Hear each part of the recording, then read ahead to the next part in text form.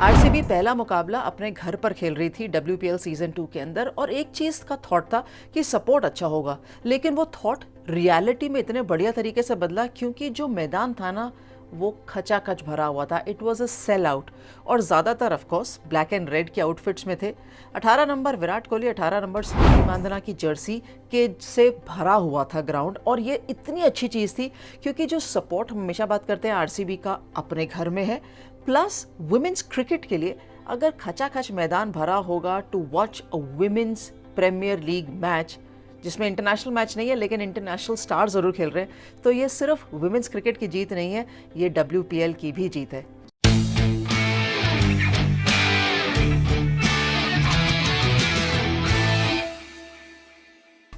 जब WPL का match RCB अपने घर पे खेलेगा और सिक्का उछलेगा तो कम से कम शोर मचेगा और उसी तरीके से शोर मचा था जब स्मृति मांधाना से पूछा गया था कि आप क्या करना चाहेंगे और अगर आप जीतते तो क्या करते, क्योंकि टॉस तो अलीसा हिल ही जीती थी। उन्होंने कहा था कि वो चेस करना चाहेंगी, यूज्ड पिच थी, उनको लगा कि कहीं ना कहीं स्पिनर ज़्यादा इंपॉर्टेंट मदद करेंगे, तो उनके लाइनअप में भी 2 नए कैप्स मिले प्लेयर्स को और आरसीबी के लाइनअप में 4 नए कैप्स मिले प्लेयर्स को, लेकिन जो क्राउड था ना वो सिर्फ आरसीबी के लिए था।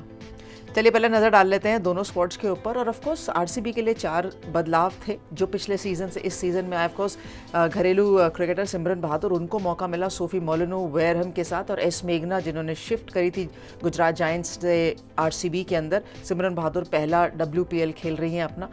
और ऑफ कोर्स आरसीबी टी के अंदर वृंदा दिनेश, जिनका नाम इंडिया ए सीरीज़ में था, वो खेल रही हैं इस टीम के साथ। पूनम खेमनार, साइमा ठाकुर आके जुड़ी इस टीम के साथ। सो बदलाव थे, लेकिन किस तरीके से इम्पैक्ट क्रिएट करेगा वो सवाल था। जब खेल शुरू हुआ तो ऑफ कोर्स लगा था कि आरसीबी के जो ओपनर्स हैं इम्पैक्ट क्रिएट करेंगे, लेकिन ऐसा हुआ नहीं।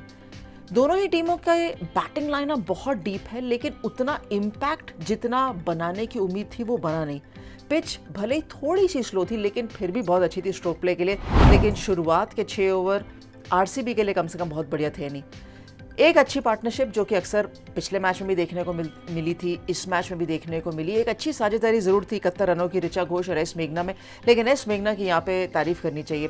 पिछले सीजन बहुत ज़्यादा अपॉर्चुनिटीज़ मिली नहीं थी, लेकिन आरसीबी के अंदर आते ही पहली बार उन्होंने अपना अर्धशतक लगाया और जो शॉट्स खेले ना वो अपनी स्ट्रेंथ पर खेले। वैसे डोमेस्टिक क्रिकेट में मैंने इनको देखा है खेलते हुए, तब अलॉन्ग द ग्राउंड बहुत अच्छी ड्राइव्स मारती थी, लेकिन T20 के लिए इन्होंने जो अडेप्टेशन करी है वो ज़्यादा फायदेमंद है एंड आई एम श्योर इनको आगे मैचेस में भी फायदा देगी, कम से कम आरसीबी को तो दे ही गई। अलीसा हिली ने अपने गेंदबाज बहुत बढ़िया तरीके से घुमाए थे, ज़्यादातर पेस ऑफ वाले गेंदबाज थे। सिर्फ 6 ओवर डाले थे सीम बॉलर्स के साथ, जिसमें से ऑफकोर्स बहुत ज़्यादा इम्पैक्ट क्रिएट नहीं कर पाई साइमा ठाकुर, लेकिन तालिया मेगरा के साथ 6 ओवर, बाकी सब स्पिन के साथ था। तो टारगेट जब आरसीबी ने सेट करके दिया और यूपी वॉरियर्स चेस करने आई, 158 बहुत बड़ा टारगेट था नहीं। और अलीसा हिली पहला चौका मारने के बाद जब वो बोल्ड हुई ना सोफी मोलिनो को, तब लगा क्या पता इस पिच में बहुत ज़्यादा धीमापन आ गया है, स्पिनर्स का बोल बाला रहेगा।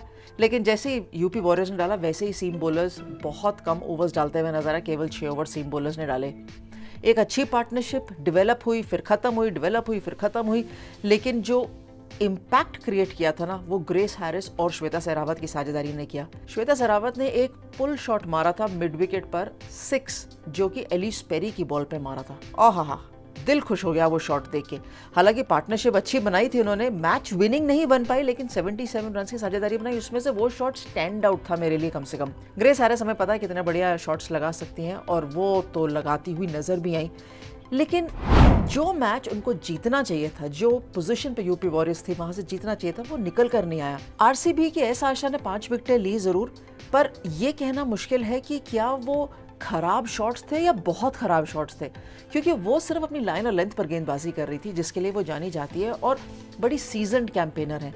लेकिन क्या यूपी वॉरियर्स के बैटर्स, पहले वृंदा दिनेश को उन्होंने स्टंप किया, फिर उसके बाद किरण नवगेरे आउट हुई, ग्रेस हैरिस आउट हुई, मतलब इतनी खराब शॉट सिलेक्शन कैसे कोई कर सकता है, और वो कहीं ना कहीं यूपी वॉरियर्स को तंग करेगा आने वाले मैचेस के अंदर। कह रही बात, हम विनर्स की बात करते हैं और विनर थे आरसीबी की टीम। अपने घर पर मैच जीती और इससे अच्छी चीज़ हो नहीं सकती जब वो शुरुआत करेंगे जीत के साथ और क्राउड सपोर्ट उनके लिए रहता है। देखिए, हम तो ब्रॉडकास्टर, हम ये देखते हैं कि कौन सी चीज़ ज़्यादा अच्छी हुई। एस आशा ने अच्छा परफॉर्म किया, बहुत बढ़िया। एलिस पेरी ने छोटे छोटे अपने स्पेल डाले, वो भी डिसेंट थे। विकेट नहीं मिली, कोई बात नहीं।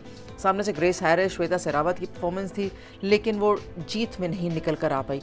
पर all in all women's cricket के लिए पहला मुकाबला जो सीजन 2 का था, जो दिल्ली और मुंबई के बीच में खेला गया था, आखिरी बॉल पर खत्म हुआ। और ऑल इन ऑल ये टूर्नामेंट की शुरुआत इतने बढ़िया तरीके से हुई है, देन वी जस्ट होप कि इसी तरीके से चलता जाए एंड जो एक्साइटमेंट है वो बनता रहे। बहुत जल्दी गुजरात जायंट्स भी अपना पहला मैच खेल लेगा, उनको भी देख लेते हैं कि वो किस तरीके से, क्या वो ये चारों टीमों के साथ दौड़ में शामिल रहेंगे या पिछला सीजन जैसे उनका खराब गया था वैसा ही जाएगा। जाना नहीं चाहिए। बेथ मूनी फिट हैं, पूरा टूर्नामेंट के लिए अवेलेबल होनी चाहिए। काशवी गौतम मिस आउट कर रही हैं, पर कोई बात नहीं, गुजरात के अंदर भी अच्छे खिलाड़ी हैं। मुंबई इंडियंस के सामने देखते हैं गुजरात जायंट्स कैसे करके आता है। आप ज़्यादा दूर मत जाइए, मैच देखते हैं, बहुत अच्छा है। नहीं देखते तो डिफरेंट स्ट्रोक्स देख लीजिए, हम आपको ज़रूर बता देंगे कि किस तरीके से कहाँ क्या रहा। आंखों देखी और अपनी ज़ुबानी आपको बताएंगे और आप अपने थॉट्स हमारे साथ शेयर करिएगा। Thanks very much for watching different strokes.